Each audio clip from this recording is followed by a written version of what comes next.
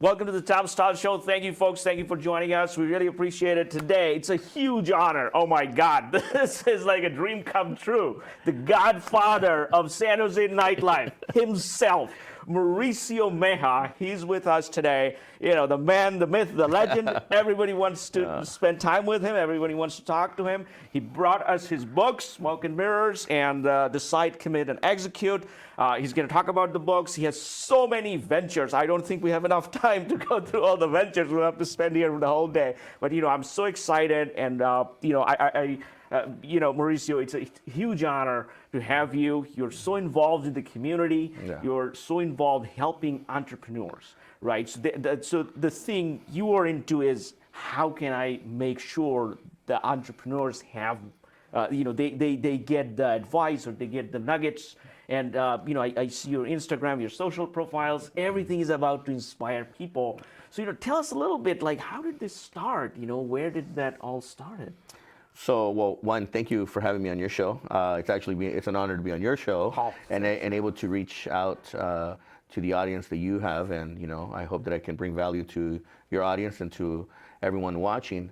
But my journey started when I was a kid, 15 years old. I grew up with a single mother, with a younger sister.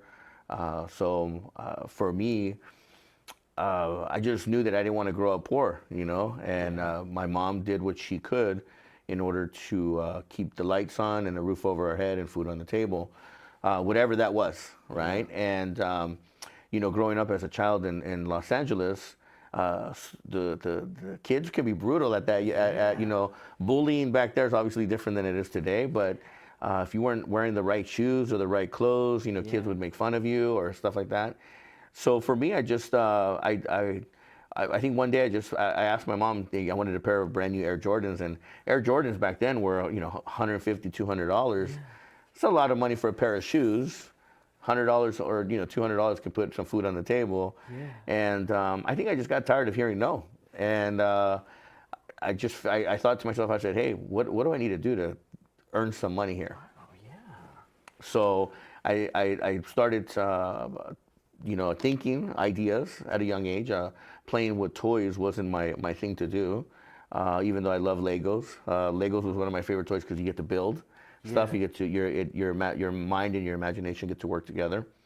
And I just started thinking, and one time I started doing the math, and at first I wanted to think of what can I do, what kind of business. So I saw that there was a need in my neighborhood. There was a lot of trucks, a lot of pickup trucks. So I decided that I wanted to walk around the neighborhood and go wash cars or trucks. Yeah. And the gimmick that I had, and I don't even know how I came up with this, but it just made sense, I guess. I would go to a neighbor and I would ask them, hey, let me wash your truck. Yeah. If you don't like what the work that I do, you don't have to pay me. But if you like it, it's $20. Wow. Yeah, so, and I don't know where I came up with that crazy idea, but it worked, right? And I don't know if people just if they just paid me just because they saw this young kid, doing something, or they really liked my working out. I took a lot of pride in that. Ever since I was a kid, I always liked nice cars. I had a bunch of little models and toys of like Ferraris, Lamborghinis. I always was a fan of exotic high-end cars. So that was my first venture. I started to watch cars around the neighborhood, and that was like 15, 16 years old. Then when I was going to junior high, there was a teen club in Pasadena called Maryland's Backstreet. And we used to go to that on the weekends. I had it was 16 and over, but I was 15, so I had to make a fake ID to get into a 16 and over a teen club. I couldn't believe it. So I during that time I was working at a video store when there was, back in the day, was VHS videos. Yeah. So I used to work at one of the stores, and they had this laminating machine.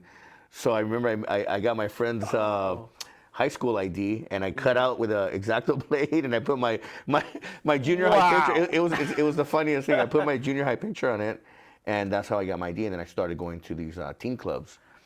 And when I went there, I think that was, seeds were being planted in me, because I fell in love with the nightlife. I fell in love with the glitz and the glamour. Even though it was a teen club, it was still cool. And if you were going to that, because not everybody could go to that, and I think that's where really the journey started for me to fall in love with entertainment and music.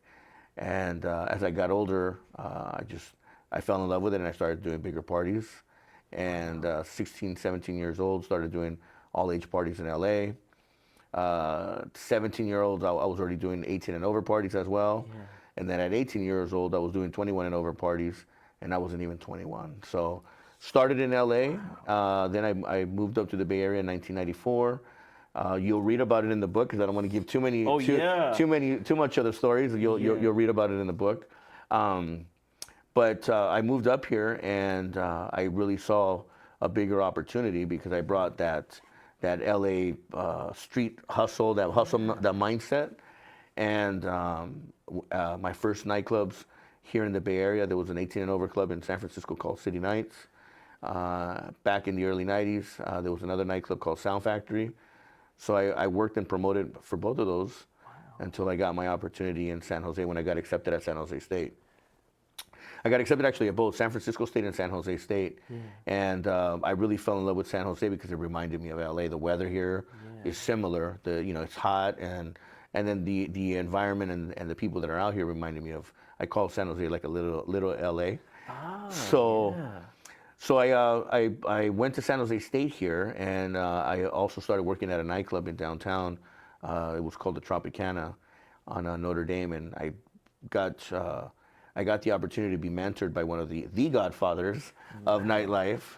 And at a very young age, I got to control between 5 and 6 nightclubs. Actually, I controlled the entire company and the marketing and promotions. And then I started to learn. And I really started to learn not only the promotion side of it, but the business side of it, the infrastructures. Sometimes people, they get lost in the glitz and the glamour, but they don't know how much hard work is on the back end. They only see the front side of it. And so that was the beginning of my journey in entertainment. And I decided that that's part of what my second book, Decide, Commit, Execute, was based on, is that I made a decision at a point in my life. I committed to my decision, and then I executed on my decision and my commitment, and that's part of the principles of where I'm at today. So You were incredible, as your description is just so good. I didn't want to interrupt you with any I could talk too. I can hijack this whole interview, so don't worry. But no, thank you. Thank you for stopping me. No, I want some questions. I want to be able to answer questions. No, that was really good, because now we got to know the childhood and how that formed you. So when did you write your first book, by the way? So Smoke and Mirrors took me literally 2 years to write. And it's not a long book, but it was there was a lot of I worked with a ghostwriter, Shireen Rivera, and every week we would meet. She would interview me. We would write a chapter. It's 10 chapters, but it took me 2 years literally, because as I was going through the book, you have to be committed, right? You have to have the time for it. And I said that I wanted to do it, but I wasn't as committed, because every time we talked about my life, it was like therapeutic for me, right? So 2 years to write that book, from 2018, end of 2018, about a year and a half, 2018, and then we were going to release it in March of 2020. Wow. So right on the pandemic. Wow. Yeah, right before the pandemic, we had already teed up. I had a bunch of speaking engagements. I was going to do a book release party. I was working at the time in 2018. I had just met Stedman Graham. Stedman is Oprah's other half. Partner. Yeah. Wow. And he quoted the back of my book, which I love his quote. In order to lead others, you must learn to lead yourself first. Oh wow! Yeah, So, right here. Yeah. So and that resonated a lot of me. So that motivated me to get my book done. Yeah. So I got my book done, and then I worked with one of his teammates, Kristen Andrus, and I wrote my second book. And that second book only took me a weekend because it was really more it was really like mindset. It was like like get focused, and it was a full immersion. We started on Friday, we finished on Sunday, and meaning the whole like the thoughts and ideas, and then by Wednesday that same week we had already typed it all up and scripted it, and oh my God.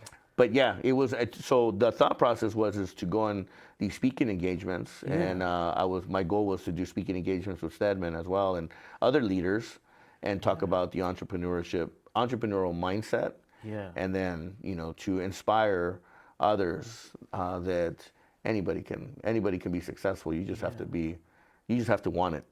Yeah. So the entrepreneurial mindset, the coaching, the teaching, so if you want to be an entrepreneur, if you're thinking, let's say a lot of our viewers, they're engineers, they want to be founders, they're like these tech guys, right? Yeah. So a lot of times, like, you are very brave. I can see it. I'm talking to you, like, you're jumping in, you're going to the car. Hey, I will wash your car. If you like it, give me $20. If you don't have to pay. Yeah. That's a risk you're willing to take. But a lot of times, we see engineers that are coming out of Microsoft, Apple, all these places. Yeah. They have the resume, but they're like, should I lose it? That sacrifice mindset. Oh, I already have the salary coming in. I already have this. And that's when I think they should get this book. Yeah. And I think part of it is, and I didn't mean to cut you, but Yeah. part of it is fear. Yes. And an engineer thinks methodically, right? A through Z and steps, right? Because an engineer has to think in steps, right? Processes. An entrepreneur is, I don't want to say ping-ponging, but there's a process where we're picking from and we still keep them in order. We're stacking them, but we're taking risks, much more risks. And we understand, at least I understand, the bigger the risk, the bigger the reward. Yeah. And one of the mentors that I had in my life said to me, Mauricio, do you want to work like an army of ants, where they come in and they grab one thing and they come back, and it's an army of ants? Yeah. Or do you want to be a bulldozer that comes in and takes it all? Wow. So if you break that kind of mindset and you really apply that to where I want to be at in my life, well, I want to be the bulldozer, right? Because I want to learn as much as I possibly can and as quick as possibly can, and be able to accomplish the tasks that I want. Now, in an engineer, I'm assuming, right, is that it's a slower thought, it's a more methodical, because you can't make errors along the way. In engineering, if you have something that's a technology or something that fails because you rush through it, you have to go back and find your steps. Yeah. So entrepreneurship is not for everyone either. It's either you have it or you don't. Or you don't. If you want to, you can try it, as long as you have that commitment and that work ethic. Yeah. Just like anything, you have to put in the work. It doesn't just, today I woke up, I want to be an entrepreneur, or it's cute when people put CEO. I'm like, CEO of what? What do you like? It's not a title you just want to throw on, because with CEO comes a lot of responsibility. Yes. CEO means that Chief Everything Officer. You're wearing all hats. Yeah. So. And a lot of times in the beginning of the CEO journey is to get some money in so that you can run the payroll, so you can keep people running, keep people motivated. Yeah. Once you get a little bit of success, then the next thing is you got to keep the IRS happy. Right. Yeah. You have to pay your taxes. You have to stay compliant. Yeah. I mean, running a business is not easy. Yeah. And the way I've learned to run my businesses is that once you've mastered the basics, then you add to your team. You start to grow and scale. Yeah. But you have to understand the ins and outs first before you scale, right? So then you bring in the in-house accountant. Then you bring in the support team. Then you bring in, eventually you're making so much money and you're probably dealing with so much legal that you bring in an in-house legal to the team, or you outsource those things. But again, you have to be ready for those growths when the time comes. I've seen people that want to start a company, and the first thing they go do is they go buy all this stationery. They go spend all this money on things that is not necessary to run a business. Yeah. Eventually you will need it, but first you have to start the business. Yeah. You have to get there. You have to create that you have to generate that business in order to start buying all the other things. So you are like a business coach. Are you other than through the books? Is there any other way to get the business coaching from you? I've entertained it. I have so much on my plate. Yeah. Right now I call it 5 different lanes. I normally, when I do a presentation, I'll draw lines, and these are my lanes that I'm in. I have my staffing business lane. I have my real estate development lane. I have my I own a gym brand called Punch King Fitness. Yes. I have that. I have my books, my speaking engagements, and then I have my entertainment division. So I have so much on the plate that I have to manage it. Yeah. But what I have done is the people that are serious about wanting to get mentored or have some kind of ask questions. Yeah. First thing I do is I sign a copy of my book. Yes. And I give it to them. Instead of a business card, I give them the book, and I said, your first homework assignment is read chapter 1. Chapter 1 of Smoke and Mirrors, because after you read chapter 1, you're either going to like me, or you're going to be intrigued, or you're not going to like it, and so what I don't want to do is waste my time. And it might be a harsh approach, but I can't get time lost. Yeah. So and a lot of people asked good questions, but at the same time, a lot of people ask questions that what's in the book now, so you can. I'm like, I'm gonna give us a summary. Yeah, I'm gonna give you the read the book. If you're really interested, you'll come and ask more. And there's been times where I've given books to people, and I know that the questions that they're asking, I'm like, or the way that they're interacting with me. I said, I remember just even last week, I told someone, I said, you haven't read my book yet, huh? And I called them out, and they're like, no, I haven't. I said, you need to read the book. I said, if we're going to continue this partnership, because I want you to understand, I'm not trying to give you a homework assignment just to give it to you. I'm giving you the tools so that you understand how to interact with me. Because when it comes to business and my work ethic, there's no time for excuses. Because the other thing just blew my mind. 5 lanes, and these are all 5 different things. It's not just entertainment and plus this. It's not because real estate, entertainment, staffing, these are all very different stuff that requires wearing different hats in each of those lanes, right? But I don't want to go too deep into your businesses, but if you can give us a little overview of maybe the first one that you started. Well, so in entertainment, in the nightclub industry, by the age of 25, I had already made my first $1 million. At 28, I was multimillionaire. I was already cruising in the $3 to $4 million range. I remember, living the life of excess. Ferrari, loft, and I had a nightclub. And I was doing real estate, so I used to tell people I'm Batman at night and Bruce Wayne during the day. So, because Bruce Wayne was a billionaire and he's a businessman, and then at nighttime he was Batman. He's a Batman. So I told people that, and then during now life hasn't always been that way for me. I grew up with nothing, and then as I started to have success under my wings, I knew how to make it. I knew how the work ethic, but I didn't know how to sustain it. And you only are going to learn that through trials and errors, right? And in 2008, when the economy took a dive here, actually in the United States, when all the housing market and the stocks took a dive, well, people stopped spending money. So I went from making a lot of money to all of a sudden starting to lose things as the time kept going. So April 9th of 2009. I remember all my cars, everything was getting repoed, or nothing was outright owned. And I remember that day on it was a Friday, April 9th of 2009, I gave the keys back to the bank to my home.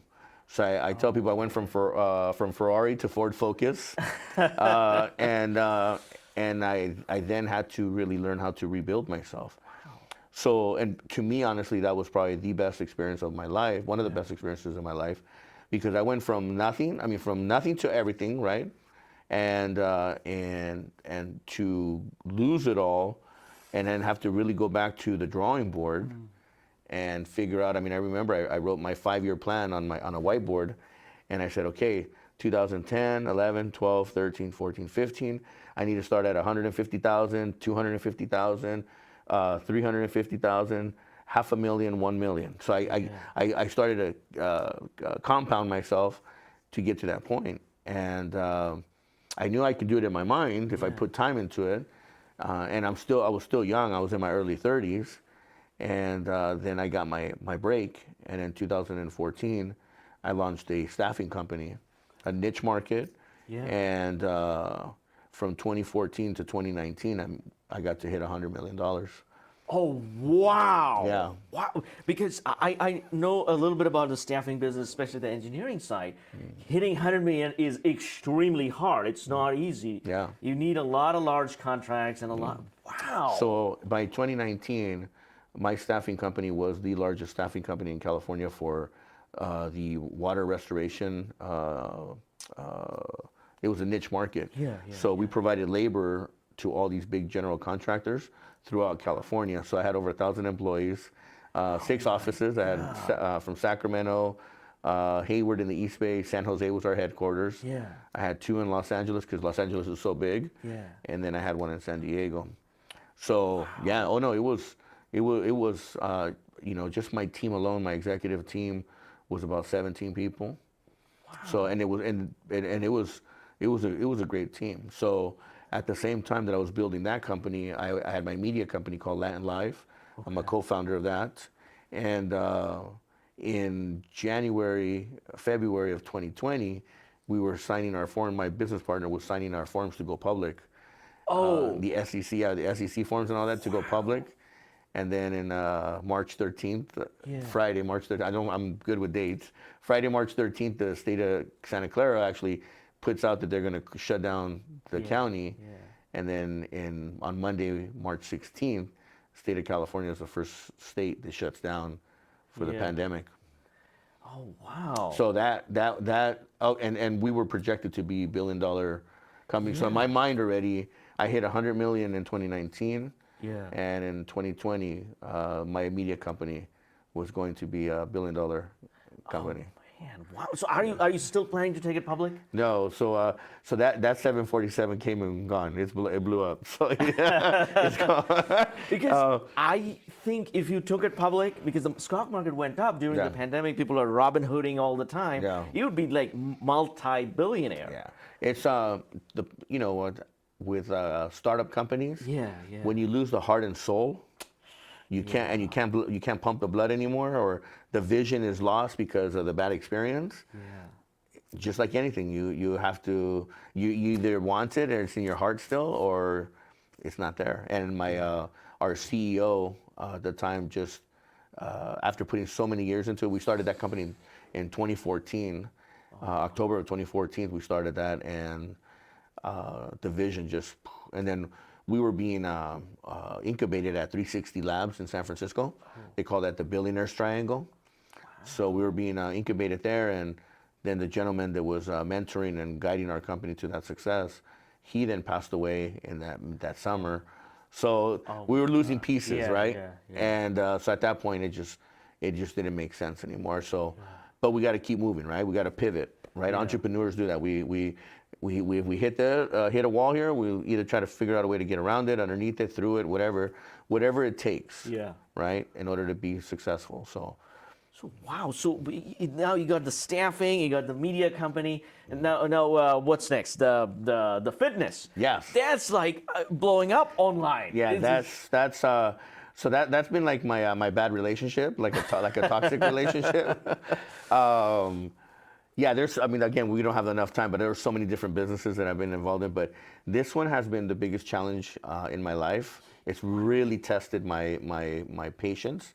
And finally, right, not giving up, staying consistent.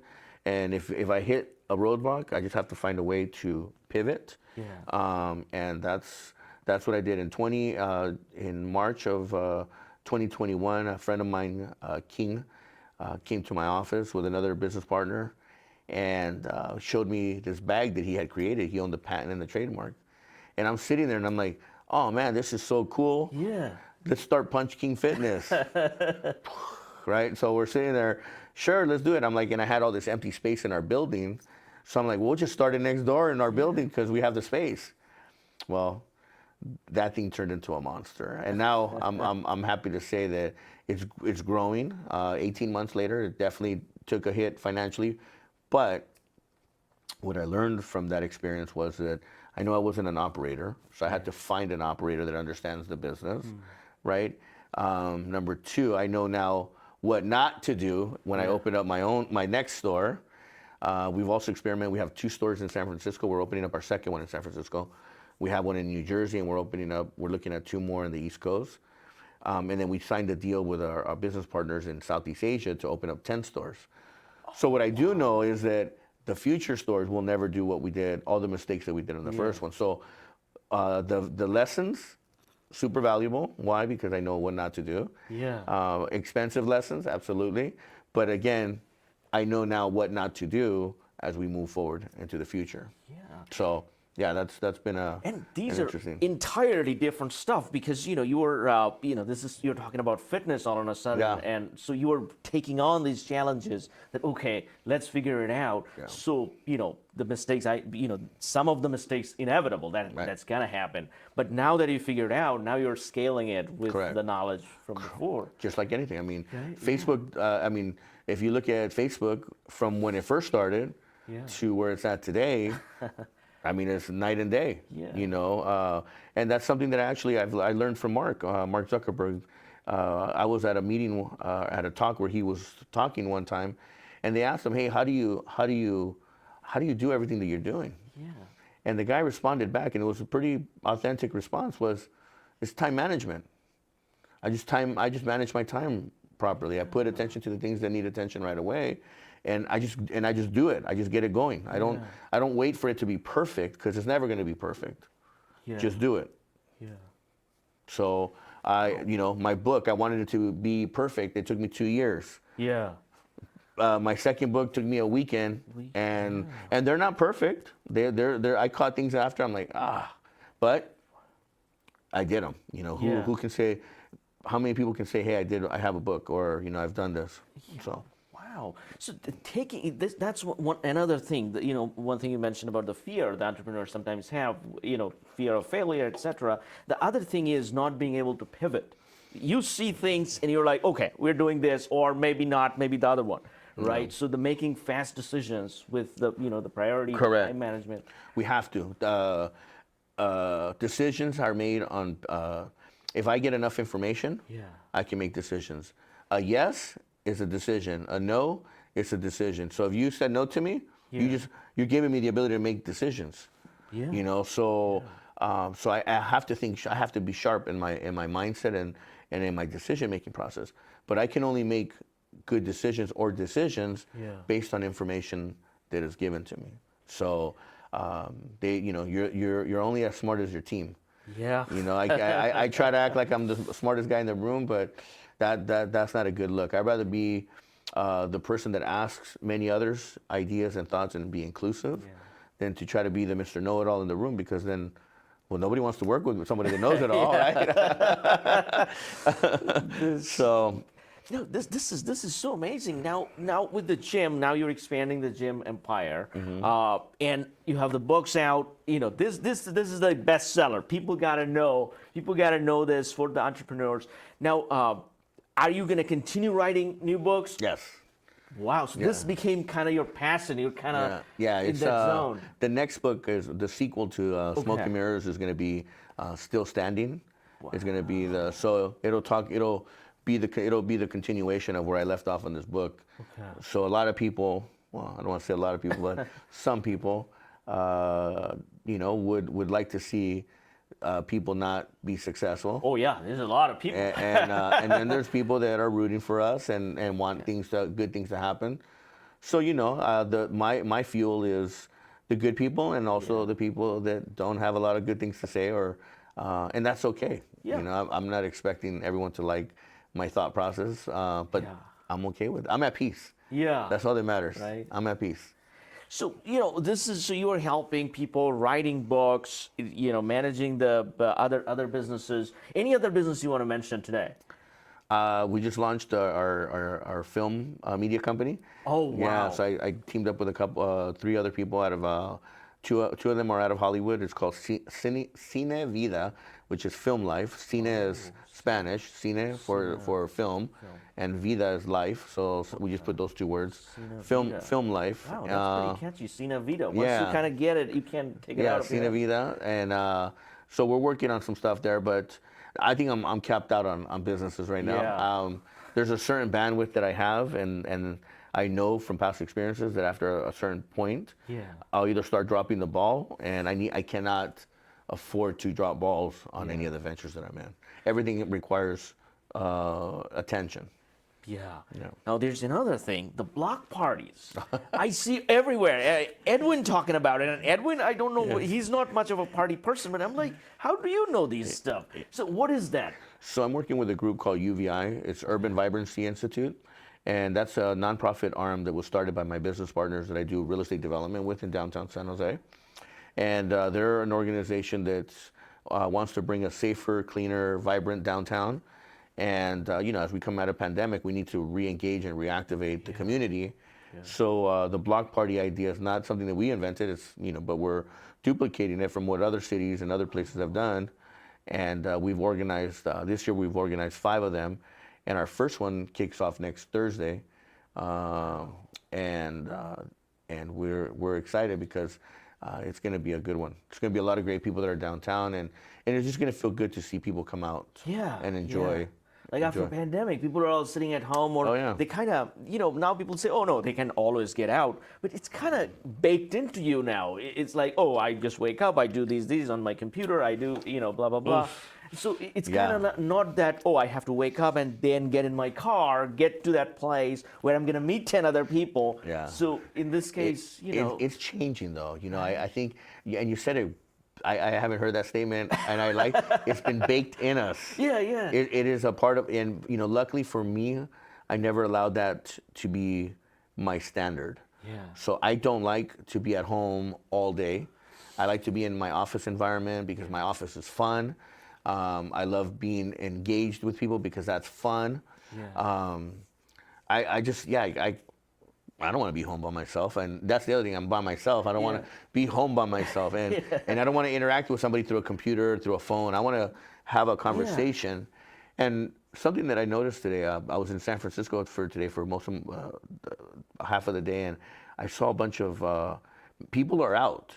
They're coming back out. The traffic, it is insane coming out of downtown San Francisco. So people are coming back out. I think we just have to re-educate or relearn to become social, because by nature we are social creatures, and I think that the people are they're just tired of not interacting. So I think it's now time that we need to get back into the offices, not because we have to, it's because we get to be in the office. We get to be around people. I mean, if people feel that they have to be there, because then they go find another job or go find something else to do in your life. This is one thing I so much agree with you, but the most important part is when I was starting out, if it was pandemic and if I did not interact people in the office, I would have nothing today. I wouldn't know what's happening. My career even started when I was getting coffee, and my boss was also getting coffee. We had a conversation. From a couple of minutes, he spent 3 hours with me. He gave me opportunity. I learned the business, then I did the business myself. If it wasn't that, if I was Zooming or something, I'd be nowhere. Yeah. Right? So for young people, I think going to the office and meeting people is the only way. It's not just the best way, it's the only way. Yeah, I agree. We're not going to learn if we're not around others that have experience, knowledge, wisdom, and that's the only way that we're going to learn and grow. So one thing you got to do a lot more book signing events. I definitely plan to. Now that we're out of pandemic, definitely going to make more time to go put out and do more books, and definitely start sharing my story again. Oh man, I love that. So the block parties are there. There's one more thing I gotta get to, which is I saw you in boxing promotion. I'm like, oh my God, is he the next Jake Paul? No, I'm way too old for that. No, that was a good friend, colleague, same industry, the entertainment industry. During pandemic, we were having some drinks, and I built this beautiful gym. I had a ring in it, and I told him, I said, hey, how cool would it be if we both got in the ring and we did this like battle of the nightclub owners, right? Oh. And so Isaac, who owns, he's the owner operator of Myth and a few other venues in the Santa Clara County area. I didn't think he was going to agree, and he took me serious. Whoa. So the challenge was accepted. Wow. And I actually went through 6.5 weeks of training to get my momentum, my endurance up. Yeah. We did 5 rounds of 2 minutes each. It doesn't sound like a lot of time, but when you get hit, Yeah. and you have to think about breathing, protecting yourself, there's a lot of coordination. 2 minutes, you just can't wait for that bell to ring. So that was a fun promo. We actually raised money for charity on that one. So all the proceeds that came in, I donated it to a homeless cause. So people that, I gave it to a church that needed to help, supplies for, they go out and they provide basic essentials to the people that are out there. So I'm a big advocate for children and for the homeless community. So one of the things is, in San Jose particularly, and even San Francisco, the homelessness is becoming a big issue, especially LA also. I lived in LA for many years when I was going to college. And and you were so involved in the business community, in the community in general. Do you have any simple solution? Poverty has been with us since the beginning of time. I believe that it's a mindset. I believe that there's self-inflicted, and then there's people that have issues, that just have mental problems. They have addictions. They have different. It's so broad. There isn't just one version of homeless or one version of the homeless mindset. I think that there's multiples. It's just trying to grasp and handle the one that's really most dangerous for public safety or for the safety of even the people that are going through that. So, there's people that have been homeless that have gotten out of that crisis and have become successful people. So it's one, do you have that mindset of how bad do you want it? Are you tired of being in the situation that you're in, and what do you do about it? Do you get lucky and somebody comes and rescues you, or again, that's like a moving target. The best thing that we can do is be human, be kind to people. That doesn't take a lot. Just be kind and giving to people, and be compassionate. That they're not all blessed or lucky like we are, or some of us are. It's be mindful. I know that in my situation, whether I can help with food, whether I can help with basics, I'm that guy that would do that. So, I believe, I'm a big believer now that the more that I give to help others, and not just write a check and give, you have to participate, you have to be engaged. That a lot of great things come out of that. A lot of fulfillment comes out of that. This is one of the things I noticed. There's a lot of people, they're happy to write checks, and be in the comfort of their own place. Whereas you are an organizer. You were taking, you were on live number of times to bring people in, where you do not need to be. It's not giving you financial fulfillment, but you're doing it for the community. For me, it's not about the financial reward.